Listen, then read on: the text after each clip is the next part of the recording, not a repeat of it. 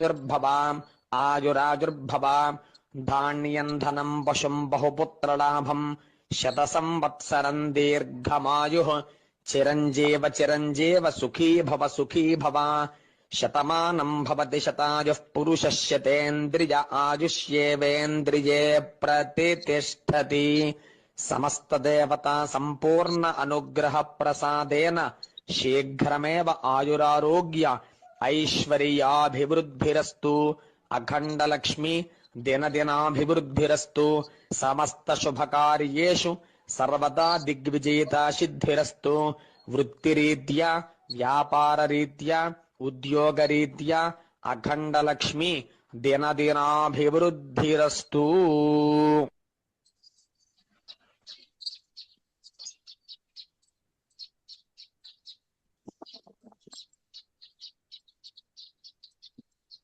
సూర్యకుమారి గారికి ఈరోజు జన్మదిన శుభాకాంక్షలు.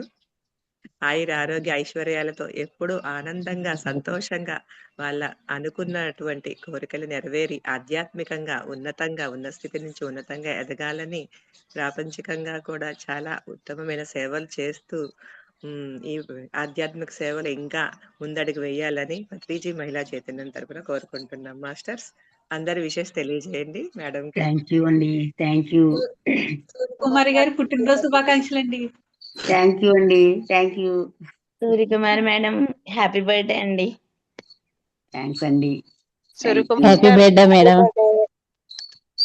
థ్యాంక్ యూ అండి. Happy birthday madam. Thank you అండి. అరుణ గారు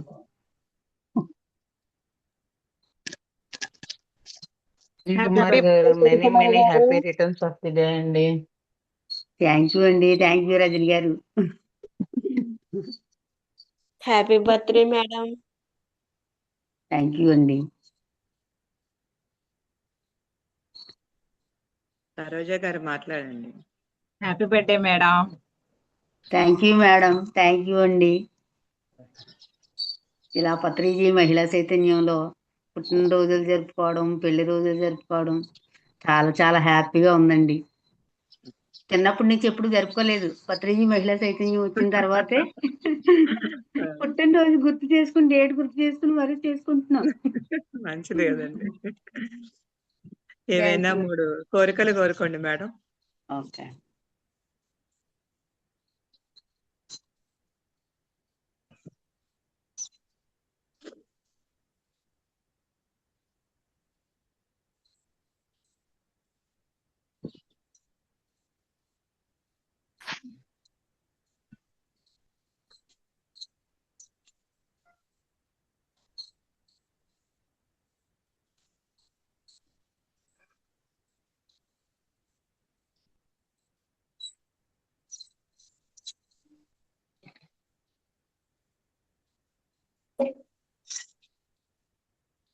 ఓకే మేడం. మీరు అనుకున్న విధంగా మీరు అనుకున్నవన్నీ ఆ భగవంతుడు, ఆ పరమాత్ముడు అన్ని నెరవేర్చేలాగా కోరుకుంటున్నాము. తదాస్తు తదాస్తు తదాస్తు తదాస్తు తదాస్తు. థ్యాంక్ యూ అమ్మా. మరి పత్రిజీ మహిళా చైతన్యంలో ఉన్న స్త్రీమూర్తులందరూ కూడా అద్భుతంగా ఆశీర్వదించారు. ఆ ఆశీర్వాదాలే మనకి అనంతమైన సంపదలు. థ్యాంక్ యూ అండి. థ్యాంక్ యూ వెరీ మచ్ అండి. చెప్పండి. ఎవరో జాయిన్ అయినట్టున్నారు సాయి గారు. విషెస్ తెలియజేయండి. మ్యూట్ లో ఉన్నారు. బర్త్డేనా అండి? సూర్యకుమారి గారి birthday. Many more happy returns of the day అండి. థ్యాంక్ యూ అమ్మా. Thank you. సూర్యకుమారి గారు మరొక్కసారి మీకు పత్రిజీ మహిళా చైతన్యం జన్మదిన శుభాకాంక్షలు తెలియజేస్తుంది. మీరు అనుకున్నట్లుగా ఏవైనా సరే అత్యున్న స్థాయిలోకి ఆధ్యాత్మికంగా ఎదగాలని మరొక్కసారి మనందరం కలిసి కోరుకుంటున్నాం. Thank you. అమ్మా. Thank you. అందరికీ హృదయపూర్వక నమస్కారములు, కృతజ్ఞతలు. Thank you. క్లాస్ స్టార్ట్ చేయండి. మనకి 2 రోజుల మించి సరోజా మేడం గారు మన డిజైనింగ్ గురించి అద్భుతంగా వివరిస్తున్నారు. 3వ రోజు కూడా విచ్చేసి ఉన్నారు. మేడంని ఒక్కసారిగా సాదరపూర్వకంగా ఆహ్వానించుకుందాం ఫ్రెండ్స్. ఒకసారి పత్రిజీ మహిళా చైతన్యం గురించి తెలియజేసుకొని మేడం యొక్క క్లాస్ ని మనం మేడం అందించేటువంటి ఆ జ్ఞానాన్ని రసగులికల్ని మనం ఆస్వాదిద్దాము. పత్రిజీ మహిళా చైతన్యం శైలజా మేడం గారి విజన్ ద్వారా ఏర్పడిందే పత్రిజీ మహిళా చైతన్యం. 2 సంవత్సరాలు పూర్తి చేసుకొని 3వ సంవత్సరంలోకి అడుగుడినాము. అందులో భాగంగా మాస్టర్స్ వెళ్ళేసి ఊరులా మనకి వర్క్ షాప్స్ జరుగుతూ ఉంటాయి. అక్కడ 10 గంటల జ్ఞానం అందించబడుతుంది. అంటే ఎక్కడైనా సరే పత్రిసారి యొక్క ఆదర్శ సూత్రాలని, నవవిధ ధర్మాలు, వ్యక్తిగత ధర్మాలు సార్ అసలు మనకి ముఖ్యంగా ఏం అందించారు, ఏ విధంగా ఉండమని సార్ చెప్పారు, సార్ యొక్క ఆదర్శ సూత్రాలు ఏమిటి, ఎందుకు అవన్నీ మన జీవితంలో అవలంబించుకోవాలని చెప్పారు, ఆ ఉద్దేశాలని ప్రతి ఒక్కరిలో నింపి వారిలో చైతన్యపరిచి ధ్యానం అంటే ఇది, జ్ఞానం ఈ విధంగా పొందాలి అనే ఉద్దేశంతో ఏర్పడిందే పత్రిజీ మహిళా చైతన్యం. అందులో భాగంగా మనం ప్రతిరోజు జూమ్ వేదికగా ప్రాతకాల ధ్యానము, జ్ఞాన సాధన ఉంటుంది. ఇంకా ఈ రోజు తెలియజేసుకున్నట్లుగానే బర్త్డేస్, యానివర్సరీలు, ఇంకా ఏవైనా ఫంక్షన్స్ ఉన్నా గానీ వాటిన్నిటికి ఆశీర్వచనాలు కూడా అందిస్తుంది పత్రిజీ మహిళా చైతన్యం. ఇంకా అంతేకాకుండా మనకి ఈ రోజు సరోజా మేడం గారు విచ్చేసి ఉన్నారు. ఆ మేడం ని ఆహ్వానించుకుని ఆ మేడం యొక్క జ్ఞాన వీచికలను మనం అందుకుందాం friends. Heartly welcome to Saroja madam. మీ యొక్క జ్ఞానాన్ని అందించాల్సిందిగా మేము కోరుకుంటున్నాం. Thank you. నమస్తే అండి, నా పేరు సరోజ. నేను గుంటూరు నుంచి చెప్తున్నాను. గత 2 రోజులుగా మనం సోల్ డిజైన్ యొక్క జ్ఞానాన్ని తెలుసుకుంటున్నాం. దాంట్లో భాగంగా సోల్ డిజైన్ లో భాగంగా ఎకోబేడి గారు ఏం చెప్తున్నారంటే ఒకటి వివరణ తెలుసుకుందాం. ఎకోబేడి గారు చెప్పే దానికి ముందు ఆల్రెడీ మనం జ్ఞానం తెలుసుకున్నాము. ఇది తెలుసుకోవటం వల్ల ఎకోబేడి గారు మనకు చెప్పిన జ్ఞానం అనేది పూర్తిగా అర్థమైంది. నోట్రసాల్ చెప్పిన జ్ఞానములో ఒక మేడం గారు తన లైఫ్ రెగ్యులేషన్ దాంట్లో తను ఏం తెలుసుకుందని అంటే, ఈ జన్మలో తన తల్లి ఎలా ఉంటుంది అంటే పిన తల్లి లాగా ఉంటది అనమాట. కన్న తల్లే కానీ మారు తల్లి లాగా వ్యవహరిస్తూ ఉంటది అనమాట. అయితే ఈమెకి పెద్దయింది, పెళ్ళయింది. తను ధ్యానంలోకి వచ్చిన తర్వాత ఎప్పుడైతే తన లైఫ్ స్టైల్ ఉంది, తన తల్లి ఇలాగా ఎందుకుంది, కన్న తల్లి అయినా గాని పిన్న తల్లి లాగా ఎందుకు వ్యవహరిస్తుందని తన ధ్యానంలో కూర్చొని తన గత జన్మ సారాన్ని తను ఎప్పుడైతే చూసుకోగలిగిందో తనకి అర్థమైందన్నమాట. ఎందుకంటే ఈ జ్ఞానం మీకు ఆల్రెడీ చెప్పి ఉన్నాను, ఎవరైనా కొత్త వాళ్ళ కోసం తెలుసుకుంటారని నేను చెప్పటం జరుగుతుంది. అయితే తన దాంట్లో ఏం తెలుసుకుంది అనంటే, గత జన్మ తన లైఫ్ లో ఏం తెలుసుకుంది అనంటే, ఫస్ట్ తన తల్లి కూతురుగానే జన్మించారు ఫస్ట్ ఒక జన్మలో. అలా జన్మించిన తర్వాత ఏమైంది అంటే, కూతురుకు పెళ్లి చేసింది, అత్తగారింటికి పంపించింది. అయితే తనకు లాస్ట్ దశ వచ్చినప్పుడు తను కూతురు దగ్గరకు వెళ్లాల్సి వచ్చింది, తప్పలేదు.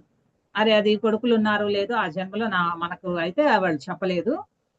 తను లాస్ట్ అవసాన దశ అంటే తను ఏమీ చేసుకోలేని స్థితి వచ్చినప్పుడు తను ఆ కూతురు దగ్గరికి వెళ్ళవలసి వచ్చింది. అప్పటిదాకా కూతురికి ఏదైతే చేయాలో ఆమె అన్నీ చేసింది అనమాట. ప్రేమతత్వం గాని, ఆస్తులు ఇవ్వటం గాని సమస్తము తల్లి కూతురికి ఇచ్చింది.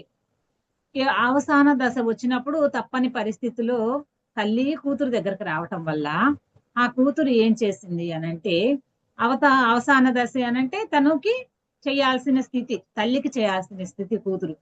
ఆ స్థితి వచ్చేసరికి తల్లిని ఈమె ఏది చేయాలన్నా చేదరించుకుంటుంది, సరిగ్గా చేసేది కాదు. ఆ తల్లికి ఎలా ఉందంటే, అబ్బా ఇట్లాంటి కూతుర్నా నేను కన్నది అనే స్థితికి వచ్చేసింది అనమాట.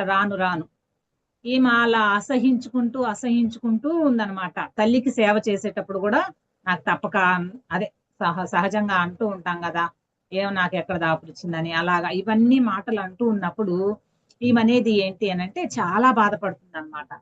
అలా బాధపడుతూ బాధపడుతూ ఆమె ఎలా చనిపోయింది అనంటే అదే చనిపోయే స్థితిలో కూడా ఇట్లాంటి కూతురు ఏంటి ఉంది నాకు అనే ఆ ఫీలింగ్ తోటి ఆ బాధతోటి ఆమె చనిపోయింది. నెక్స్ట్ జన్మ వాళ్ళు ఎలా తీసుకున్నారు అనంటే పినతల్లి లాగా తీసుకున్నారు. తల్లి తండ్రులే, తల్లే కన్న తల్లే నెక్స్ట్ జన్మ ఎలా తీసుకున్నారంటే పినతల్లి. పినతల్లి కూతుర్ని ఎలా తీసుకుంటదంటే ప్రేమతత్వంగా తీసుకోదు. ఆ ద్వేషిస్తూ సేమ్ ఇక్కడ ఏదైతే జన్మలో వీళ్ళు రివర్స్ తీసుకున్నారో అదే ఇక్కడ రివర్స్ లో తీసుకున్నారనమాట. అలా ఆ జన్మ అలా కంటిన్యూ అయిపోయింది.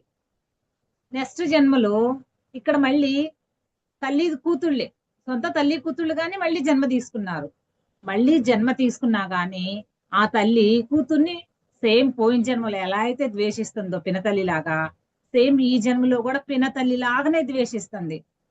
అలా ద్వేషిస్తూ ఉండగా ఈ మేడం గారు మెడిటేషన్ లోకి రావటం వల్ల తన జ్ఞానాన్ని మెడిటేషన్ లో చూసుకొని అరేరే నేను తల్లిని ఇలా ద్వేషించటం మూలాన పోయిన జన్మలో నాకు పినతల్లిగా వచ్చింది, ఇక్కడ కన్న తల్లిగా వచ్చింది. కాకపోతే ఆ సోల్ ఆమె ఏం ఫీడ్ చేసుకొని ఉంది, కూతురు అంటే ఒక ద్వేష భావాన్ని సోల్లో ఫీడ్ చేసుకుంది. అందుకని ఆ డిజైన్ ని ఆమె ఇంప్లిమెంట్ చేసుకోవటం కోసం ఇక్కడ ఈ జన్మలో ఏం చేసిందంటే తల్లిగా వచ్చిన పినతల్లి లక్షణాలని చూపించగలిగింది.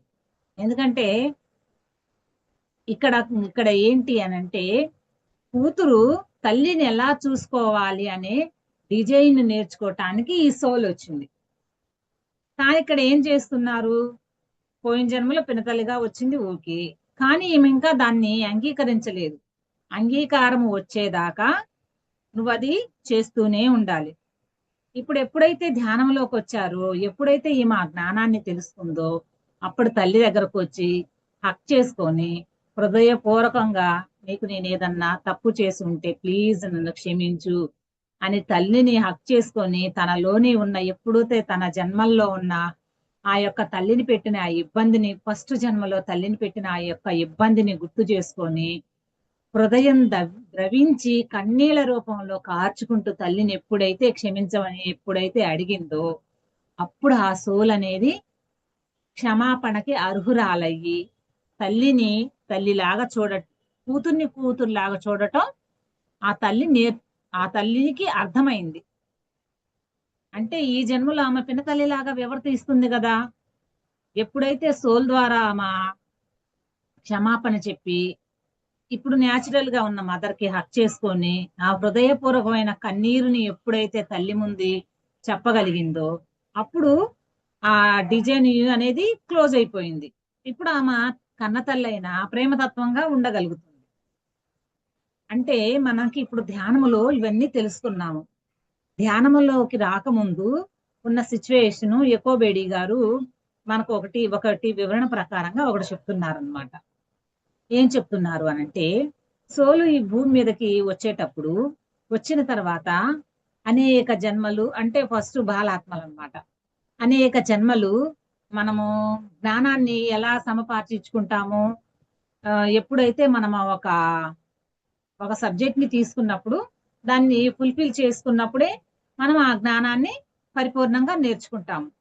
అలాగనే ఇప్పుడు మనకి 64 కళలు ఉన్నాయి. 64 కళల్లో మౌనము ఒక కళ, మరి ప్రేమతత్వంగా ఉండటం ఒక కళ, ఇలాగా అనేక రకాల కళలన్నీ ఉన్నాయి. బుద్ధుల వారు మరి 550 జన్మలను ఒకళ్ళు చెప్తారు, 600 జన్మలను ఒకళ్ళు చెప్తారు. ఏదైనా గాని బుద్ధుల వారు అంతటి గొప్ప జ్ఞాని అనేక జన్మల జ్ఞానాన్ని, ప్రేమతత్వాన్ని, కరుణని ఒక్కొక్క జన్మలో నేర్చుకుంటూ వచ్చారు. మరి బుద్ధుల వారికి నిన్న మనం సోల్ చెప్పుకున్నాము. సోల్లోనే ఆయన ఏం ఫీడ్ చేసుకున్నారు, జీవహింస చెయ్యకూడదు, నేను ఏ జన్మలో కూడా జీవహింస చెయ్యకూడదు అనే జ్ఞానాన్ని ఆయన సోల్లోనే ఫీడ్ చేసుకుంటేనే ఆయనకి 550 జన్మలు 600 జన్మలు పట్టినాయి. అంటే దీనివల్ల మనం ఏం నేర్చుకోవాలంటే మాస్టర్, మనం బాలాత్మ నుంచి మనం ఎప్పుడైతే జీవహింస చేసుకుంటూ వస్తూ దాన్ని మళ్ళీ ఆ యొక్క ఆ కర్మని మళ్ళీ మనం అనుభవిస్తూ రిలీజ్ చేసుకుంటూ ఇలా ఎప్పుడైతే మనకి ఆ బుద్ధుల వారు అదే సోల్లో ఫిల్ చేసుకోకుండా ప్రతి ఒక్క జనంలో పరిపూర్ణంగా నేర్చుకుంటూ ఈ జన్మలో కరుణ నేర్చుకోవాలి అని అంటే ఫుల్ఫిల్ గా ఆ జన్మలోనే కరుణని పూర్తి చేసుకున్నారు ఆయన. అలాగా ఆయన ప్రతి ఒక్క జన్మలో ప్రతిదీ ఇప్పుడు ప్రతిదీ కంటిన్యూ చేయకుండా ఆ జన్మలోనే దాన్ని పూర్తి చేసుకోవటం వల్ల ఆయనకి 550, 600 జన్మలు పట్టినాయి. మనము అలా ఫీట్ చేసుకోలేదు. జీవహింస మన లైఫ్ లో ఉండాలి అని మన సోలుకి అసలు తెలియదు, మనకు ఆ జ్ఞానం లేదు. ఎప్పుడైతే ధ్యానంలోకి వచ్చామో మనకు ఆ జ్ఞానం అనేది అందింపబడింది. కాబట్టి మాస్టర్స్ ఇప్పుడు యకోబేడి చెప్పిన ఒక ఆత్మ గురించి, సోల్ యొక్క డిజైన్ గురించి మనం తెలుసుకుందాం. మనం ఇప్పటిదాకా ఆ తల్లి యొక్క కూతురు యొక్క జ్ఞానము నేర్చుకోవటానికి వివరణ, బుద్ధుల వారు ఒక్కొక్క జన్మకి ఒక్కొక్క జ్ఞానాన్ని, అంటే జ్ఞానాన్ని తెలుసుకున్న ప్రేమతత్వముగా ఎలా ఉండాలనే జ్ఞానాన్ని తెలుసుకోవటానికి జన్మల గురించి మనం తెలుసు. ఇప్పుడు అకోబేడి గారు ఇంకొక మేడం గురించి చెప్తున్నారు. ఆ మేడం యొక్క లైఫ్ పర్పస్ ఏంటి అంటే ఆ యొక్క జ్ఞానం తెలుసుకోవాలని ఏమనుకున్నారు అని అంటే ఒకళ్ళ నుంచి మనం తీసుకునే తత్వాన్ని ఆమె డిజైన్ లో భాగంగా తెచ్చుకున్నారు. అనంటే ఒకళ్ళ గురించి సేవ చేయించుకోవటం అయి ఉండొచ్చు. ఇప్పుడు నాకు డబ్బు అవసరమైంది అనుకోండి, ఒకళ్ళ దగ్గర నుంచి అప్పడగచ్చు. అప్పుడు నాకు తీర్చే స్తోమత లేదనుకోండి, ఇప్పుడు నేనేం చేయాలి, దాన్ని దానంగా అయినా ఇవ్వమని నేను అడగాలి అనంటే నాకు అంతా ఏం కావాలి, ఓర్పు సహనం నాకు ఉండగలగాలి. అక్కడ ఇప్పుడు నాకు అప్పు కావాలి, నేను అప్పు తీర్చే స్థితిలో లేను, నాకు అది దానంగా కావాలి. ఇప్పుడు మనం కొన్ని వీడియోస్ చూస్తుంటాం, వీళ్ళకి హెల్త్ బాగాలేదు, ఆపరేషన్ కి ఎంతో కొంత హెల్ప్ చెయ్యండి అని అంటారు. అనంటే అక్కడ వీళ్ళు దాన గుణాన్ని అడగట్లా, అది దాన గుణంగా వీళ్ళు అడుగుతున్నారు. మేము దాన్ని రిటర్న్ ఇవ్వము, కాబట్టి మాకు అవసరానికి మీరు ఇలా హెల్ప్ చేయండి అనే ఉద్దేశంగా మనకి వివరిస్తున్నారు. అలాంటి ఈ సోల్ ఏమైందంటే అలాంటి తీసుకునే తత్వాన్ని ఆ సోల్లో వచ్చేసింది అనమాట. ఈ జన్మలో ఒకళ్ళ నుంచి ఆశించి నేను తీసుకోవాలి, అది సేవ కావచ్చు, డబ్బు అవ్వచ్చు, మరి ఏదైనా హెల్ప్ ఒకళ్ళ నుంచి అడిగి తీసుకోవాలి అనే డిజైన్ ని ఆ మేడం గారు తీసుకొని వచ్చిన ప్రతి జన్మలో ఆమె ఏం చేస్తుందంటే ఎవరి నుంచి ఏమీ హెల్ప్ అడగట్లేదు. అంటే ఆమె 1 జన్మ, 2 జన్మలు, 3 జన్మలు అలా దాన్ని పక్కకు పెట్టుకుంటూ వచ్చింది. ఆ జన్మను తీసుకున్నప్పుడు దాన్ని ఫుల్ఫిల్ చేసుకుంటే జన్మ అనేది పూర్తయింది. కానీ ఈమె ఏం చెప్తుంది, ఇక్కడ మనము ఇంతకు ముందు తల్లి కూతుళ్ళు ఎలా అయితే ఉన్నారో ఆ జన్మలో వాళ్ళు ఫుల్ఫిల్ చేసుకోవాల్సింది ఎలా అయితే మార్చుకొని పిన్న తల్లిగా ఎలా అయితే వచ్చిందో ఈమె అనేక జన్మల నుంచి అలా తీసుకుంటూ వచ్చింది. ఇక్కడ యూనివర్స్ ఏం చేసిద్ది అని అంటే చూసిద్ది అనమాట. ఇప్పుడు 10th క్లాస్ పిల్లల్ని ఎగ్జామ్స్ లో ఒకటే పాస్ అయ్యారనుకోండి, ఒక 5 రాయాలి. నెక్స్ట్ ఇంకో ఎగ్జామ్ రాసినప్పుడు ఒక 2 పాస్ అవుతారు, 3 ఆగిపోతాయి. అలా మళ్ళీ ఇంటర్ ఫస్ట్ ఇయర్కి వెళ్ళాలి అని అంటే అప్పుడు వాళ్ళు ఏం చేయాలి అంటే ఈ యొక్క ఎగ్జామ్స్ మొత్తము పూర్తయి నెక్స్ట్ ఇంటర్లోకి వెళ్ళాలి. అప్పటిదాకా వెళ్ళటానికి అవకాశం లేదు. అలానే యూనివర్స్ కూడా ఈ యొక్క పాఠం నేర్పటానికి ఇది ఆఖరి జన్మ అంట. ఆమెకి ఆఖరి జన్మ అయినప్పుడు ఈమె ఈ జన్మలో కూడా ఎలా ఉంటది అనంటే ఒకళ్ళ నుంచి ఏదైనా హెల్ప్ తీసుకోవటానికి అస్సలు ఇష్టపడదంట. అస్సలు ఇష్టపడకపోయినా ఆమె నేను వీళ్ళ మాట ఎందుకు వినాలి అంటే అది కూడా నేర్చుకోవటం అనేది ఇక్కడ పాఠం. ఎవరి మాట వినేది కాదు, వినటం కూడా మనం తీసుకోవటమే. అలా వినటం తీసుకునేది కాదు, ఎవరి నుంచి ఏ హెల్ప్ తీసుకునేది కాదు. ఆమెకి అన్నీ ఉన్నాయి, ఆస్తులు ఉన్నాయి, అందం ఉన్నాయి, అన్నీ ఉన్నాయి, కానీ అహంకారం కూడా ఉంది. అది ఎప్పుడైతే ఉండటం వల్ల ఎవరి నుంచి ఏమీ ఆమె తీసుకోవట్లా. కానీ ఇక్కడ యూనివర్స్ ఏం చేసిందంటే ఆమెకి అనారోగ్యాన్ని ఇచ్చింది. ఎప్పుడైనా నేర్చుకుంటుందా అని. ఇది ఆమెకి ఆఖరి జన్మ, ఈ నేర్చుకునే ప్రాసెస్ కి ఆఖరి జన్మ. అలా ఇవ్వటం వల్ల ఆమె నేర్చుకోవాల. ఇంకా ఆమె ఎలా పరిస్థితి ఎలా వచ్చింది అనంటే ఆమె మంచానికే పరిమితం అయిపోయి ప్రతిదీ ఆమె చేసుకోవాలని ప్రతి ఒక్కటి ఒకళ్ళ నుంచి ఆశించి తీసుకోవాల్సింది హెల్ప్. ఇప్పుడు స్నానానికి వెళ్ళాలన్నా ఒక మనిషి తీసుకెళ్ళాలి, జడేయాలన్నా ఒక మనిషి తీసుకెళ్ళాలి. అక్కడ కూడా ఆమె నేర్చుకోలేదు.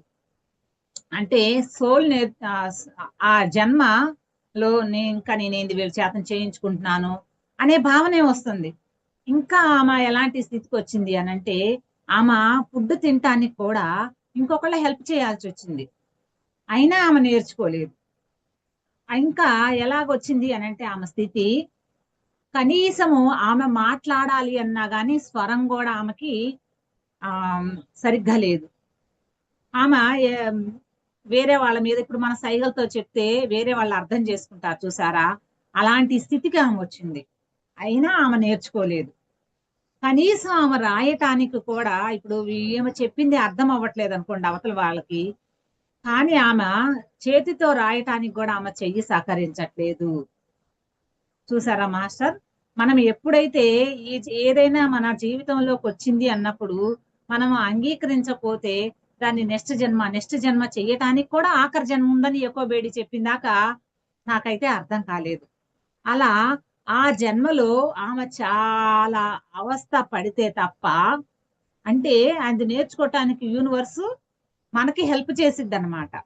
మనం ఎప్పుడు ఎలా ఉంటాము అనంటే మాయలో ఉంటాము.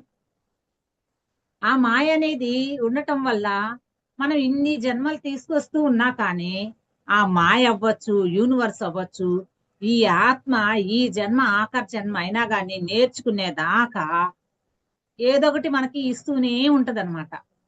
అప్పుడు ఎప్పుడైతే తనకి ఇవ్వంగానే అప్పుడు ప్రతిదీ ఎంతవరకు అని ఓర్చుకుంటది ఆ సోల్ కూడా, ఆ సేవ చేయించుకుంటుంది. మరి అన్ని రకాల చివరికి మాట్లాడటం, అన్ని రకాల ఇబ్బంది పడిన తర్వాత కానీ ఆ సోల్ దాన్ని అంగీకరించింది. చూసారా, అంగీకారం యొక్క తత్వము పత్రిజీ గారు అంగీకరించండి మీకు వచ్చిన దానికి అంగీకరించండి అంటే వాళ్ళు చెప్తున్నారు కానీ దాని లోతైన గురువులు చెప్తున్నారు కానీ లోతైన మార్గము నాకు అర్థం కాలేదు. ఎక్కువేడి యొక్క వివరణ అర్థమయ్యేంత వరకు నాకు అర్థం కాలేదు. ఇక్కడ మనకు వచ్చిన దానికి నేను నా పాత జన్మల్లో నా తల్లిదండ్రులకి నేను ఏదైతే చేశానో ఇక్కడ నేను అనుభవపూర్వకంగా ఎప్పుడైతే తెలుసుకున్నానో, నేను నా గత జన్మల జ్ఞానాన్ని తెలుసుకున్నాను. ఎందువల్ల? ధ్యానంలోకి రావటం వల్ల. ఇది ఎందుకు వచ్చిందని తెలుసుకున్నాను కాబట్టి నేను ఈ జన్మలోనే ఈ యొక్క తీసుకున్న కర్మని నేను ఫుల్ఫిల్ చేయగలుగుతున్నాను ప్రేమతత్వంతో. మళ్ళీ ఇక్కడ నేను చేస్తున్నప్పుడు చేదరించుకున్నానా ఉందే నాకు మళ్ళీ. అంటే ఇక్కడ నేను ప్రేమతత్వంతో ఇష్టంతో ఎప్పుడైతే నేను ఈ జన్మని ఫుల్ఫిల్ గా చేసుకుంటున్నాను, నాకు దీని నుంచి విముక్తి. ముక్తి అంటే ఏంటి అనంటే మనం చేయాల్సిన జన్మల యొక్క పరంపరలో మనం తెచ్చుకున్న ఆ యొక్క జ్ఞానాన్ని అయితే ఎప్పుడైతే నేర్చుకున్నాం అనుకున్నామో దీని నుంచి ముక్తి. ముక్తి అంటే అసలైన వివరణ ఇది కూడా ఉంటదని నాకు ఇవన్నీ తెలుసుకోవటం వల్ల తెలుసుకున్నాను. అంటే ఇప్పుడు ఈ యొక్క జ్ఞానము ఎలా అయితే తెలుసుకుంటూ ఉంటామో దీని నుంచి విడుదల. ఇలాగా మన జన్మ పరంపరన కొనసాగించుకుంటూ ఉంటామన్నమాట. బుద్ధుల వారు బోధిసత్వుడు అయిన తర్వాతనే కాదు, బుద్ధుల వారు బుద్ధుడుగా తయారైన తర్వాత బోధిసత్వుడు అంటే ఆయన ఇంకా జ్ఞానాన్ని రిసీవ్ చేసుకుంటున్నాడు. బోధిసత్వుడు అని అంటే ఇంకా 600 జన్మలు అలా రాని వాళ్ళని బోధిసత్వులు అంటారు. ఎందుకంటే ఆయన ఇంకా జ్ఞానాన్ని తీసుకుంటున్నాడు, దాన్ని అమలు పరుస్తున్నాడు. వాళ్ళని బోధిసత్వులు అని అంటారు. ఇప్పుడు బుద్ధులు అనంటే ఏంటి అంటే బుద్ధులు అంటే ఈయనకు ఆ జ్ఞానం మొత్తం తీసేసుకొని పరిపూర్ణంగా ఉన్నవాడు బుద్ధ స్థితి. అంటే ఇంకా ఆయన ఏమి నేర్చుకోవాల్సిన అవసరం లేదు అనంటే బుద్ధ స్థితి అంటే పరిపూర్ణంగా ఆయనన్ని నేర్చేసుకున్న వారిని బుద్ధులు అంటారు. కాబట్టి బోధిసత్వులు ఒకసారి బుద్ధుల వారికి దగ్గరికి ఒక కొడుకు వచ్చి బుద్ధుల వారి దగ్గర నుంచి జ్ఞానాన్ని తీసుకుంటున్నారనమాట. తీసుకునేటప్పుడు అప్పుడు ఏమైంది అనంటే ఇతనికి బుద్ధుల వారు చెప్పినవి బాగా నచ్చుతున్నప్పుడు ఏమవుతుంది అనంటే ఆయన రోజు బుద్ధుల వారి దగ్గరకు వస్తున్నారనమాట. వస్తున్నప్పుడు ఆ యొక్క తండ్రి ఏం చేస్తున్నాడంటే ఈయన బుద్ధుల వారి దగ్గరికి వెళ్తున్నాడు, ఆయన యొక్క బోధనలు తీసుకుంటున్నాడు, ఇది ఆయన వైపు ధర్మం తీసుకుంటున్నాడు. ఈయన కూడా మరి బుద్ధుల వారు అందరికీ తెలుసు కదా, ఆయన ఒక రాజు, ఆ రాజులో రాజ్యాన్ని వదిలిపెట్టి ఈ బుద్ధత్వంలోకి వచ్చి సన్యాస దీక్ష తీసుకొని ఇవన్నీ చేస్తున్నారని అందరికీ తెలుసు కదా. తెలిసినప్పుడు ఈ యొక్క తండ్రికి కూడా అనిపించింది కదా, తన బుద్ధుడు తన బిడ్డ కూడా బుద్ధుల వారిలాగా తయారవుతాడేమో, మరి అలా కాకుండా ఆపాలి అన్నప్పుడు వెళ్ళొద్దని చెప్తాడు, బుజ్జగించి అన్ని చెప్తారు, ఒక దెబ్బ కొట్టి ఇన్ని చెప్పినా ఈ కొడుకు ఏం చేస్తాడంటే బుద్ధుల వారి దగ్గరకు డైలీ వెళ్తున్నారు. మరి వెళ్తున్నప్పుడు ఇక్కడ ఈ బిడ్డ మారినప్పుడు అక్కడ ఆయన దగ్గరకు వచ్చి చెప్పాలి, బుద్ధుల వారి దగ్గరకు వచ్చి చెప్తాడనమాట, నా బిడ్డ ఇలా వస్తున్నాడు, నువ్వు రావద్దని చెప్పు అని చెప్తారు. బుద్ధుల వారు మౌనంగా ఉంటారు. ఆయనకి వీళ్ళంటే మాయలో ఉన్నారు, బుద్ధుల వారు మాయలో లేరు. కానీ బుద్ధుల వారు ఏం మాట్లాడరు. రెండో రోజు వచ్చి తిడతాడు, బుద్ధుల వారు ఏం మాట్లాడరు.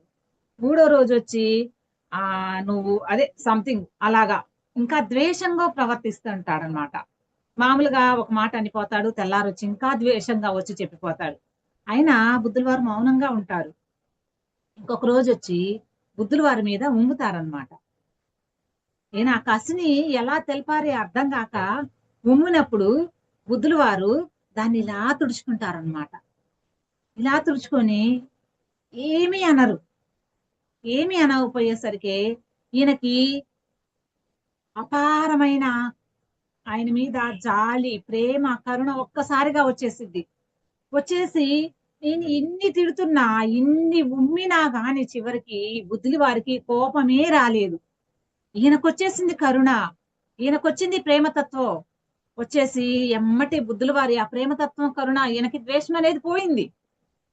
పోయేసరికి ఈయనకి ప్రేమ, కరుణ ఎన్ని వచ్చేసినాయి, జాలి ఎన్ని వచ్చేసి ఎమ్మటి బుద్ధుల వారి కాళ్ళ మీద పడిపోయి ఏడ్చేస్తాడనమాట. ఏడ్చేసి ఏం చెప్తారు, నన్ను క్షమించండి, నేను మిమ్మల్ని ఇన్ని చేసినా కానీ నన్ను ఎక్కడ మీరు ద్వేషించలేదు, కోపగించుకోలేదు. ఆయన మీరు ఆ ఉమ్ముని ఇలా తుడుచుకున్నారు, మీ కాక ప్రేమ కరుణ ఎలా వచ్చింది? మీకు నన్ను ద్వేషించాలని తెలియట్లేదా? మీరు నన్ను ఇబ్బంది పెట్టాలని తెలియటం లేదా? అనని ఆ యొక్క ఆయన కాళ్ళు పట్టుకొని ఏడ్చేస్తూ ఉంటాడనమాట. అప్పుడు బుద్ధుల వారు ఏం చెప్తారు అని అంటే, నీకు నేను కృతజ్ఞతలు చెప్పుకోవాలి. ఎందుకు అంటే నేను నాలో ఇప్పుడు నువ్వు అన్ని తిడుతున్నా గాని నాలో కోపము, ద్వేషము, బాధ ఏదన్నా ఉన్నాయేమో నేను చెక్ చేసుకుంటున్నాను. ఇంకా నా లైఫ్ పర్పస్ లో ఇంకా ఏమన్నా ఉన్నాయా అని నేను చెక్ చేసుకుంటున్నాను. నువ్వు ఇలా చెయ్యటం వల్ల నాకు అవేమీ లేవు, అందుకు నీకు నేను కృతజ్ఞత చెప్తున్నాను అని బుద్ధుల వారు చెప్పారనమాట. అంటే మనము ఏం తెలుసుకోవాలి అనంటే, అనేక జన్మల నుంచి తెచ్చుకున్న బుద్ధుల వారు ప్రేమ, కరుణ ఇవన్నీ తెలుసుకున్న బుద్ధుల వారు ఈయన యొక్క ఉమ్మినా కానీ ఈయన ఏం చెప్తున్నాడు, ఇంకా నాకేమైనా బ్యాలెన్స్ ఉందా అని నేను చెక్ చేసుకుంటున్నాను. నువ్వు అలా ఉమ్మినా కానీ నాకు ఏ ద్వేషభావము లేదు అనేది నేను తెలుసుకున్నాను నా లోపల నుంచి అనేది ఆయనకి చెప్పబడింది. అంటే ఇక్కడ ఆయన మారాడు, ఆయన వల్ల బుద్ధుడు ఇంకా నేర్చుకుంటున్నాడు. బోధిసత్వుడుగా ఉన్నానేమోనని చెక్ చేసుకుంటున్నాడు. కాబట్టి మాస్టర్స్, మనకి ఏదొచ్చినా లైఫ్ లో మనం అంటే ధ్యానం చేస్తున్నాము అనంటే దానికి కారణం ఏంటి? మనకు అనేక జన్మల నుంచి మన అనేక జ్ఞానాలు తెలుసుకుంటున్నాం. ఇంకా తెలుసుకోవాల్సింది ఉంది, మనం ఇంకా నేర్చుకోవాలి. మరి బుద్ధుల వారికి అన్ని నేర్చుకున్నప్పుడు మనం ఎన్ని నేర్చుకోవాలి? ఆయన ఫీడ్ చేసుకున్నాడు, జీవహింస మహాపాపం అనేది ఫీడ్ చేసుకున్నాడు. మనం ఆ ఫీడ్ చేసుకోలేదు. ఆయన హయ్యర్ సోలు అన్ని తెలుసుకున్నాడు. అంటే మనం కూడా ఈ ప్రేమతత్వని, కరుణని, ఆ బుద్ధుల వారు యొక్క జ్ఞానం నుంచి మనం ఏం నేర్చుకోవాలంటే, మనము ఇక్కడ బుద్ధుల వారు మనకేమి ఇచ్చారు అంటే మాస్టర్స్, మనం అక్కడ ఫీడ్ చేసుకోపోండొచ్చు సోళ్ళు, కానీ బుద్ధుల వారు చెప్పిన జ్ఞానం ప్రకారం ఇక్కడ మనకేం తెలుసుకోవాలి అనంటే, ఇంకిక్కడి నుంచి అయినా మనము సజ్జన సాంగత్యము మరి స్వాధ్యాయము చేయటం వల్ల అనేక జ్ఞానాలు తెలుసుకుంటున్నాము. ఇప్పుడు మనము ధ్యానంలోకి రావటం వల్ల మన జన్మలు అనేది ఉన్నతంగా ఎదుగుతాయి. ఎందుకు ఎదుగుతాయి అంటే మనం ఈ రోజు తెలుసుకున్న జ్ఞానం వల్ల అంగీకారము హార్ట్ఫుల్ గా తెలుసుకుంటాము, తెలుసుకొని వదిలేయము. హార్ట్ఫుల్ గా తెలుసుకోవటం వల్ల మనం ఈ జన్మలో ఏదైతే నేర్చుకున్న పాఠాలని అంగీకారం వల్ల ఏమవుతుంది అనంటే ప్రేమతత్వంతో మనము తెలుసుకోవటం వల్ల మనము అనేక జన్మలు ముందుకు తెచ్చుకుంటాం. అంతే కదా, నేర్చుకునే పాఠం వల్ల ధ్యానం వల్ల తెలుసుకొని ముందుకు తెచ్చుకుంటాం. ఎప్పుడైతే ఇట్లాంటి సజ్జన సాంగత్యం వల్ల తెలుసుకోవటం వల్ల మన యొక్క జన్మ పరిపూర్ణత అంటే తన లెవెల్ అనేది జన్మలు అనేది తగ్గుతూ ఉంటాయి. ఇలాంటి సజ్జన సాంగత్యం స్వాధ్యాయటం వల్ల ఇంకా మనము కూడా ఇక్కడ మనం ఏమనుకుంటున్నాము, మనం వింటున్నాము అనుకుంటాము బాహ్యంగా, కానీ కాదు మాస్టర్. ఇక్కడ మన సోల్ వింటుంది. ఇక్కడ సోల్ వింటుంది అని అంటే మనం ఏం తెలుసుకోవాలంటే మాస్టర్స్, మనము ఒక విషయాన్ని ఎలా దీనికి వింటుంది అంటానికి చిన్న ఉదాహరణ చెప్తాను. మనం పత్రిజీ గారు మనం ఏం చెప్తాడు, మనకి ఎప్పుడు ఏం చెప్తాడంటే ఆలోచన లేని స్థితిని ఏమంటాము మనం, ఈ ఈ క్షణంలో బతకమని, వర్తమానంలో బతకమని. వర్తమానంలో ఎందుకు బతకమని చెప్తారు అనంటే ఇప్పుడు మనం ఏదైతే చెప్తున్నామో ఇక్కడ మనము ఎలా వింటున్నాము, శ్రద్ధగా వింటున్నాము. ఇక్కడ ఉండి ఇప్పుడు నేను ఇక్కడ ఉన్నాను, మా పాప క్యారేజీ టైం అవుతుంది అంటే ఇక్కడ నేను వింటున్నాను అనుకోండి, మా పాపకి క్యారేజీ టైం అవుతుంది, వాళ్ళు టయానికి వస్తున్నారో లేదో అనే భావంతో నేను ఇక్కడ వింటున్నాను అనుకోండి, ఆ చెప్పే యొక్క జ్ఞానము నాకు ఈ చెవును వినపడిద్ది కానీ నా మనసును తాకదు. మనసుని అంటే ఇక్కడ మళ్ళీ ఆత్మ వచ్చింది, ఆత్మని తాకదు. ఇక్కడ వింటున్నప్పుడు ఆత్మను తాకినప్పుడు అది మనకి వర్తమానంలో ఉన్నట్టు అవ్వదు. ఎప్పుడైతే మనం శ్రద్ధగా బ్రెయిన్ ని అన్ని పనుల్ని అన్ని ఆలోచనల్ని పక్కన పెట్టేసి ఎప్పుడైతే శ్రద్ధగా వింటూ ఉన్నామో అంటే వర్తమానంలో ఉంటామో అప్పుడు ఆ సోల్ అనేది శ్రద్ధగా ఉంటది. దానికి ఆలోచన టెన్షన్ ఇవేమీ లేవు. శ్రద్ధానాం లభతే జ్ఞానం అని చెప్పారు. ఎప్పుడైతే నువ్వు శ్రద్ధగా వినగలుగుతావో అప్పుడే నీకు జ్ఞానం అనేది ఆర్జించుకోగలుగుతావు. కాబట్టి వర్తమానంలో ఎప్పుడైతే ఉంటామో ఈ సోల్ అనేది ఓకే దీన్ని నేను చెయ్యాలి అని సోల్కి అర్థమైద్ది అనంటే ఈ యొక్క జన్మలో నువ్వేదైతే చెయ్యాలనుకుంటున్నావో అది నువ్వు చెయ్యగలుగుతావు. అలా ఎప్పుడైతే నువ్వు చెయ్యగలుగుతావో ఈ జన్మలో మనం అంగీకార తత్వాన్ని మనం తెలుసుకోగలుగుతాము. ఎప్పుడైతే అంగీకారం తెలుసుకోగలుగుతావో మన జన్మలనేవి దగ్గరకు వస్తూ ఉంటాయి. అంటే మన ఒక లైఫ్ లో ఈ డిజైన్ తీసుకున్నామంటే ఈ జన్మలో ఫుల్ఫిల్ అయిపోవాలి. దానికోసం మళ్ళీ జన్మలు అనేది ఎత్తకుండా చేసుకోవాలి అంటే వర్తమానంలో ఉండాలి. అందుకే గురువులు ఏది చెప్పినా దాని అర్థం చాలా లోతుగా ఉంటది. ఈ యొక్క అర్థాన్ని మనం ఎప్పుడైతే తెలుసుకోగలుగుతామో వర్తమానంలో ఉండటం తెలుసుకోగలుగుతామో మన ఈ యొక్క సోలు వింటూ ఉంటది. మరి అంతే కదా, మనకి సోలే కదా జ్ఞానాన్ని తీసుకోవాలనుకొని భూమి మీదకి వచ్చేది. సోలు భూమి మీదకి జ్ఞానాన్ని తీసుకోవాలని వచ్చినప్పుడు ఇక్కడ మనం ఎందుకు చేయటం లేదు అనంటే ఆత్మ ఇక్కడ ఉంది. ఆత్మని కప్పుకొని ఏముంది, శరీరం ఉంది. శరీరంలో ఏమున్నాయి, మనసుంది, ద్వేషం ఉంది, అహంకారం ఉంది, బుద్ధి ఉంది, అన్నీ ఉన్నాయి. దేనివల్ల ఆత్మ ఏం తొడుక్కొని వచ్చింది, శరీరాన్ని తొడుక్కొని వచ్చింది. శరీరంతో పాటు శరీరం ఒక్కటే ఉందా అంటే మాయ కూడా ఉంది. మరి ఆత్మ ఈ జన్మలో నేను ఇవన్నీ తెలుసుకోవాలని వచ్చినప్పుడు ఇక్కడ ఏమవుతుంది, ఈ మాయ అనే ప్రపంచంలో నాకు ఆస్తి కావాలి, అంతస్తు కావాలి, నేను హ్యాపీగా ఉండాలి, ఎంజాయ్ చేయాలి, ఇవన్నీ ఉంటున్నాయి.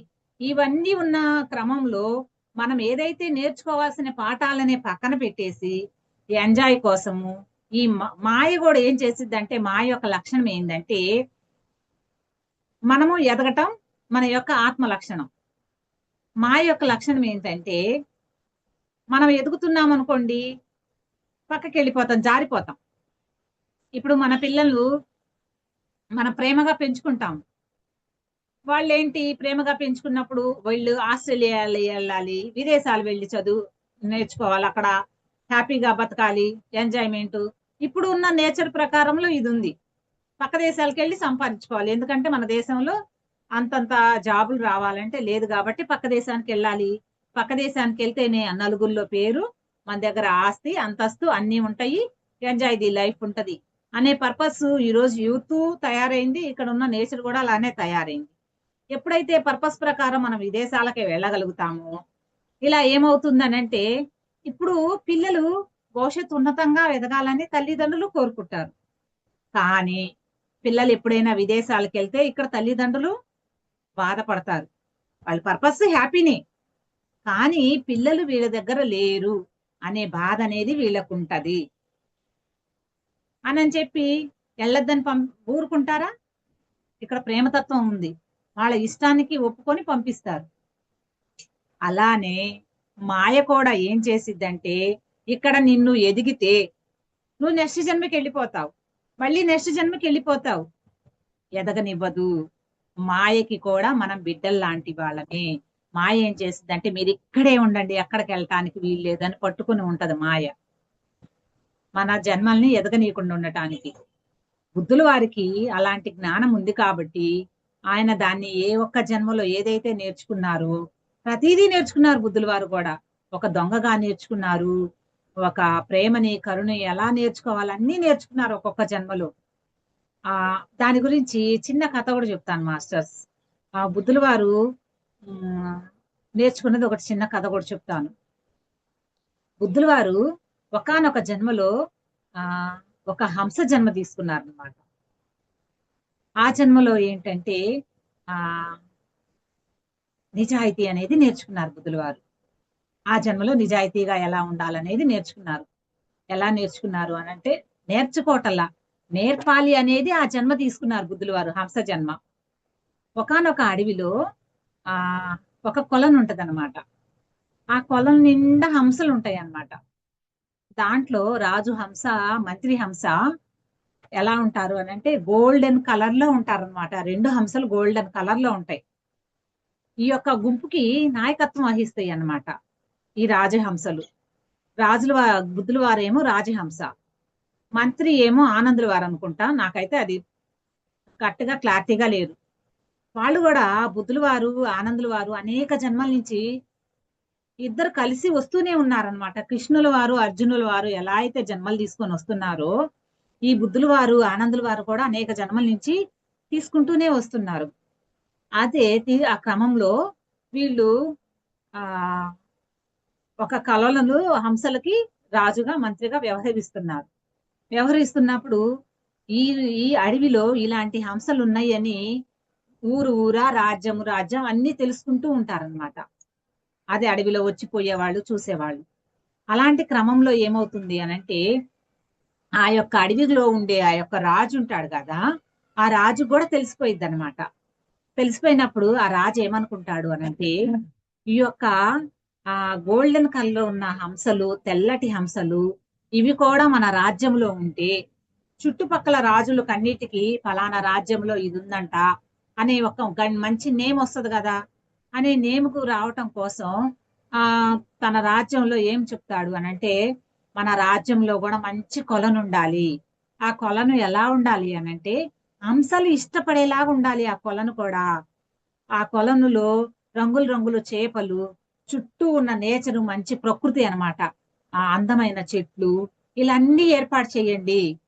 ఆ హంసలు వాటంతటా అవే రావాలి, మనము వాటిని బంధించకూడదు, అవి నచ్చి రావాలి అనని అన్ని ఏర్పాటు చేస్తారనమాట. అన్ని ఏర్పాటు చేసినప్పుడు ఒక హంస ఏంటంటే హంసలు అన్ని వెతకటానికి వెళ్ళినప్పుడు ఆ కొలను చూసిద్ది. ఆ కొలను చూసేసి అక్కడికి వెళ్ళిపోయి ఒక రోజు మొత్తం ఎంజాయ్ చేసింది. దానికి ఆ కొలంలో ఆ హంసకి చాలా హ్యాపీనెస్ వచ్చింది. వచ్చేసి ఈ యొక్క హంసల గుంపులోకి వచ్చి చెప్పిద్ది అనమాట, అక్కడ పలానా రాజ్యంలో, మన రాజ్యంలో ఒక కొలను ఉంది, ఆ కొలను ఎంత బాగుందంటే నేను అక్కడ ఉండి ఒక రోజు మొత్తం ఎంజాయ్ చేశాను. నాకు చాలా నచ్చింది. మనం వెళ్దాం రండి అని అడిగిద్ది. అడిగినప్పుడు ఇవన్నీ వెళ్దామని నిశ్చయించుకుంటాయి. నిశ్చయించుకున్న తర్వాత మరి గ్రూపు నాయకత్వంలో ఉన్న వాళ్ళకి కూడా చెప్పాలి కదా. అక్కడికి వచ్చి ఆ రాజుకి మంత్రికి కూడా చెప్తాయి అన్నమాట. అక్కడ చాలా మంచి కొలను ఉందంట. ఈ హంస అక్కడికి వెళ్ళి ఎంజాయ్ చేసి వచ్చింది. తనకు చాలా బాగుందని చెప్తుంది. మనం అందరం కలిసి వెళ్దాం గ్రూప్ గా, వెళ్దాం రండి అని రాజుకి మంత్రికి కూడా ఆ యొక్క రాజహంస చెప్పిద్ది అన్నమాట. చెప్పినప్పుడు రాజుగారు ఏం చెప్తారు, రాజు యొక్క రాజహంస ఏం చెప్పిద్ది అంటే, వద్దు, అలా చేయొద్దు, అది కరెక్ట్ అవునో కాదో మనకు తెలియదు అని చెప్తాయి అన్నమాట. చెప్పినప్పుడు ఇవన్నీ డిసప్పాయింట్ అవుతాయి అన్నమాట. అలా అయినప్పుడు ఏమైతుంది అని అంటే, ఈ ఒక బాగా ఎండల కాలం వచ్చినప్పుడు ఈ కొలలోని వాటర్ అంతా ఇంకిపోతూ ఉంటది అనమాట. కరువు అలా వస్తుంది కదా. అలా వచ్చినప్పుడు ఈ హంస ఎప్పుడైతే చెప్తూ ఉంది కదా మనం అక్కడికి వెళ్దామని, అక్కడికి వెళ్ళి మళ్ళీ చూసి వచ్చింది అనమాట ఒక హంస. అక్కడ ఇంకా వాటర్ ఉంటాయి.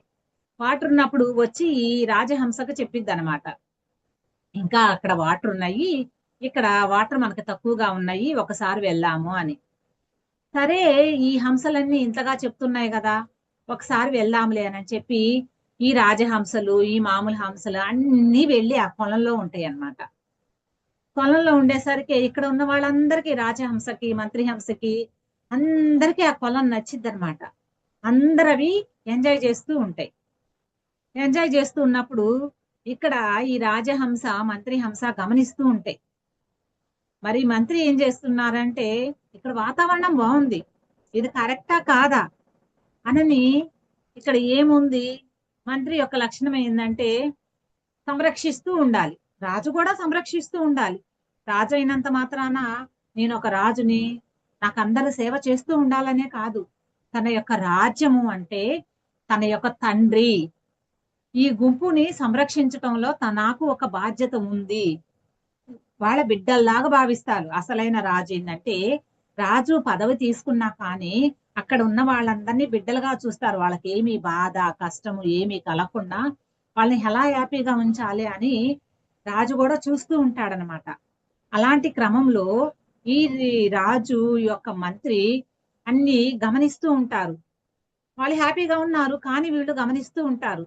అలాంటి గమనించే క్రమంలో వీళ్ళకి ఏం తెలిసిద్దంటే, కాలకాడ అంటే ఈ కొలనులో ఇక్కడ ఏం చేశారు అనంటే, కొలనులో ఒక వలను వేసి ఉంచారు. వలను వేసి దాని మీద బురద అలాంటివన్నీ వేసి ఉంచారు. ఈ తెక్మా వాటికి ఇవేమీ అర్థం కావట్లా, అన్ని హ్యాపీగా ఫీల్ అవుతున్నాయి. కానీ వీళ్ళు ఎరుకుతోటి ఏముందా అంతా చూస్తూ ఉన్నారు. కాలకాడ ఒక వల ఉంది, వల ఉంది అనగానే ఇంకా చుట్టుపక్కల పరిశ్రమలు అన్నిటినీ చెక్ చేస్తూ ఉన్నారు. అక్కడ ఒక వేటగాడు పొంచి ఉన్నాడు. వీళ్ళు గమనించట్లేదు కానీ వీళ్ళు గమనించారు. ఇంకెమ్మటే అర్థమైపోయి ఈ యొక్క రాజహంస, మంత్రి హంస, రాజు ఇక్కడ రాజు మంత్రి అనే చెప్పుకుందాం. ఈ గోల్డెన్ కలర్ ఉన్న రాజు హంస, మంత్రి హంస, ఈ రెండు ఏం చేసినాయి అంటే నడుచుకుంటా వేటగాడి దగ్గరకు వచ్చేసినాయి. వేటగాడి దగ్గరకు వచ్చేసరికి వేటగాడు ఏం చేయాలి, ఈ మైకములు ఇవి మాయలో ఉన్నప్పుడు ఆ వల లాగేయాలి కదా. ఈ రెండు ఏం చేసినాయి అంటే వేటగాడి దగ్గరకే వచ్చేసినాయి. వాటిని ఎందుకు డిస్టర్బ్ చేయటం, వీటికి అర్థమైపోయింది. వచ్చేసరికి ఈయన స్టన్ అయిపోతారు వేటగాడు. అప్పుడు వేటగాడి దగ్గరకు వచ్చి చెప్తారనమాట, నువ్వు వేటాడటానికి నువ్వు వచ్చావు కాబట్టి నువ్వు వేటాడాల్సిన అవసరం లేదు, మేమే నీ దగ్గరకు వచ్చేసాం, నువ్వేం చేయాలనుకుంటున్నావో అది చెయ్యి అని చెప్పినప్పుడు వేటగాడి యొక్క హృదయం కూడా కరిగిపోయింది. కానీ తన ధర్మం అనేది ఒకటి ఉంది కదా. రాజుకి ఏం చెప్పాడు, రాజు వీళ్ళని బంధించి తీసుకురమ్మన్నాడు.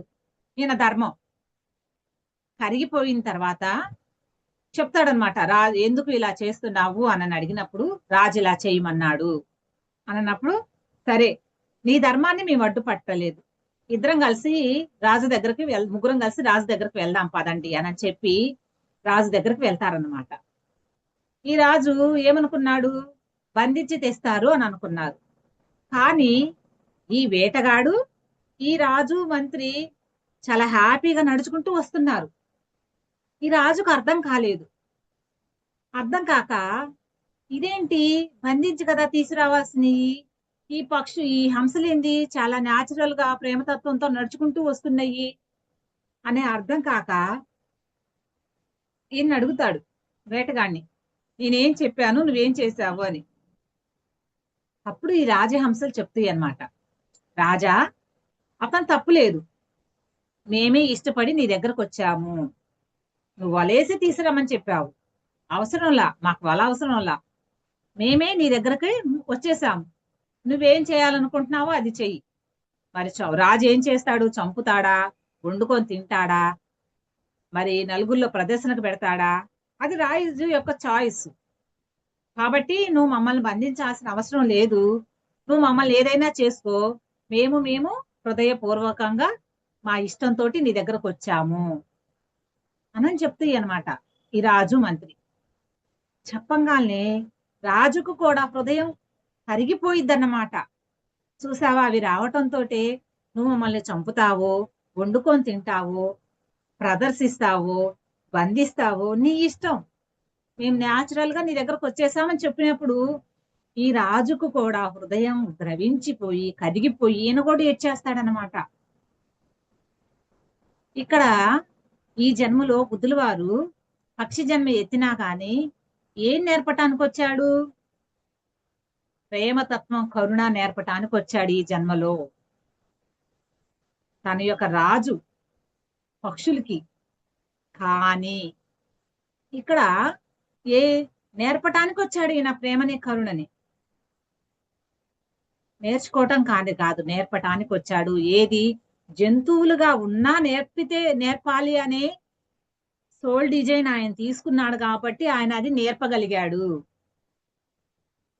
అదే మనకి పక్షులుగా వస్తే మనకు ఆ జ్ఞానం ఉంటుందా? పక్షులకు ఉంటుందా ఆ జ్ఞానము?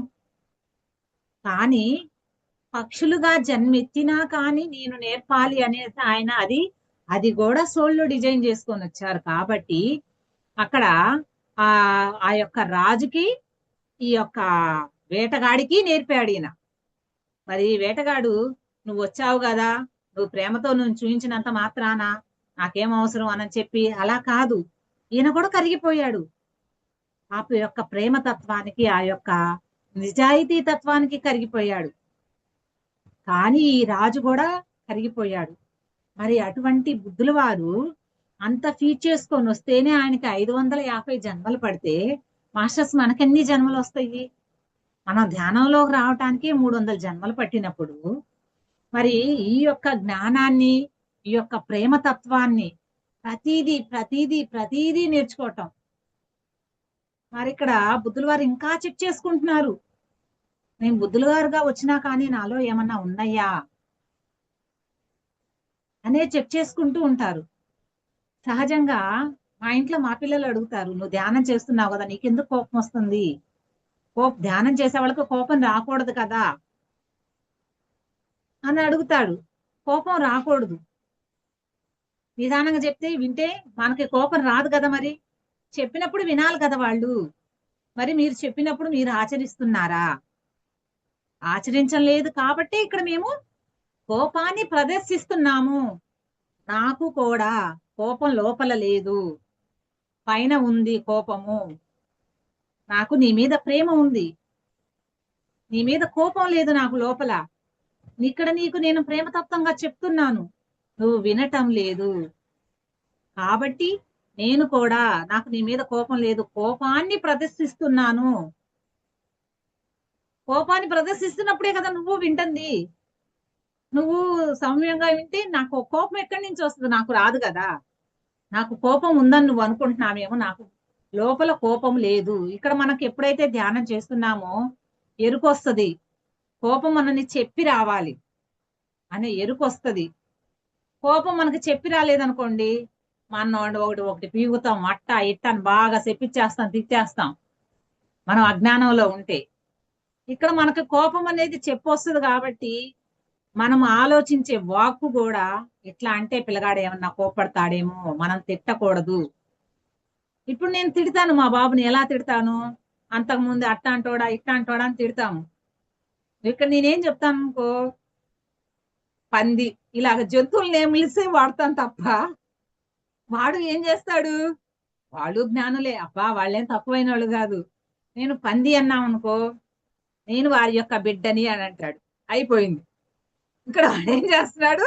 ఇండైరెక్ట్ గా నువ్వు కూడా అదే, నీ యొక్క నేను నీ బిడ్డని అని చెప్తున్నాడు వాడు.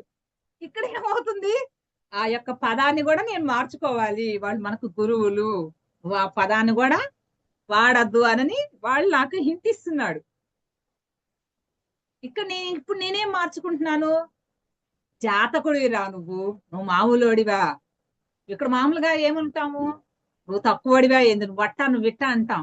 ఇక్కడ నేనేం మార్చుకుంటున్నాను? నాకు గురువు, నువ్వు మామూలోడివా, నువ్వు జాతకుడివయ్యా, నీకు చెప్పేంతటి దాన్నే నన్ను నేను మార్చుకుంటున్నాను.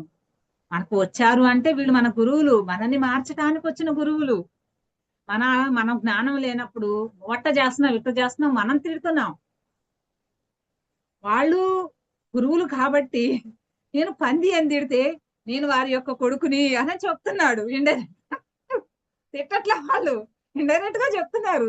అంటే మనకి జ్ఞానాన్ని నేర్పుతున్నారు వాళ్ళు కూడా మన గురువులే. ఓకే మాస్టర్స్, ఇంకా 4 నిమిషాలు ఉంది. ఇలా ప్రతిదీ మన జీవితంలో ఎరుకుతో ఉండాలి. మనకి కోపం వస్తున్నా గానీ ఆ కోపంలో కూడా మన ఎరుకతత్వంతో మాట్లాడాలి అనేది మనం తెలుసుకుంటూ ఇక్కడ నేను చెప్తున్నాను కాదు మాస్టర్స్, నేను తెలుసుకున్న జ్ఞానాన్ని పంచుతున్నప్పుడు కూడా నేను జ్ఞానాన్ని రిసీవ్ చేసుకుంటున్నాను. ఇక్కడ మీకు అనుకోవచ్చు మీరు మాస్టర్ గా ఈ మేడం దగ్గర చాలా జ్ఞానం ఉందనుకుంటున్నారేమో. కాదు మాస్టర్, నేను మీకు చెప్తున్నాను అనంటే కొన్ని యొక్క ఆన్సర్స్ కూడా యూనివర్స్ నుంచి ఇక్కడ చెప్తున్నాను అని అంటున్నానే కానీ నేను కూడా కొన్ని నేర్చుకుంటున్నాను. మీకు చెప్పే క్రమంలో నేను నేర్చుకుంటున్నాను మాస్టర్. ఇక్కడ నేను గ్రేట్ కాదు, నేను కూడా బోధి స్థితిలోనే ఉన్నాను, నేర్చుకునే స్థితిలోనే ఉన్నాను. అంతటి గురువు గారే నేర్చుకుంటున్నప్పుడు ఇక్కడ మనం ఎంత. కాబట్టి మాస్టర్స్, నేను ఇలా మీకు ఇలా చెప్పటం వల్ల కూడా నేను ఎదుగుతున్నాను జ్ఞానపరంగా. కొన్ని తెలియకుండానే మాస్టర్స్ నేను ఇవాళ కొంచెం చెప్పేసి కృతజ్ఞత గురించి చెప్దామనుకున్నా. ఈ 3 రోజుల్లో నా పార్ట్ ఏంటి అనంటే ఈ సోల్ గురించి చెప్పటమే నాది కొంచెమే పార్ట్, ఒక 5 నిమిషాల పార్ట్. కృతజ్ఞత చెప్పాలనుకున్నది ఒక 2 డేస్ క్లాసు, నా యొక్క డిజైన్. ఇక్కడ ఏమవుతుందంటే అది అసలు రానే లేదు, మొత్తం డిజైన్. ఈ 3 రోజులు ఫుల్ఫిల్ గా మేడానికి నేనేం చెప్పాను అంటే కృతజ్ఞత సోల్ డిజైన్ అని చెప్పా. మేడం గారు ఒక డిజైన్ పెట్టినప్పుడు నేను ఫస్ట్ డిజైన్ చెప్పాలి, తర్వాత కృతజ్ఞత గురించి చెప్పాలి. ఈ రోజు ఒకరోజు చెప్పి చెప్దాము అంటే ఈ డిజైన్ క్లాసే వచ్చింది. ఈ రోజు ఒకరోజు చెప్పి కృతజ్ఞత చెప్దాము, నెక్స్ట్ డిజైనే వచ్చింది. ఈ రోజు కూడా నా దగ్గర సబ్జెక్టు నిండుగా ఉంది. నేను ఈ రోజు కూడా ఇది కూడా ఒక్కరోజు చెప్పి కృతజ్ఞత గురించి చెప్దాం అనుకున్నా. మేడం గారు డిజైన్ అని చెప్పినందుకు ఈ 3 డేస్ నాకు డిజైన్ గురించే సబ్జెక్ట్ వచ్చింది. దానివల్ల నేను నేర్చుకుంటున్నాను.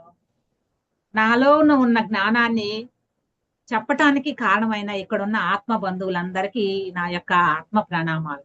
Thank you masters. దీని గురించి ఏదన్నా డౌట్స్ ఉంటే అడగండి, తెలిసి ఉంటే చెప్తాను, తెలియకపోతే నేను తెలుసుకుంటాను మాస్టర్స్. Thank you masters. ఏదన్నా డౌట్స్ ఉంటే అడగండి.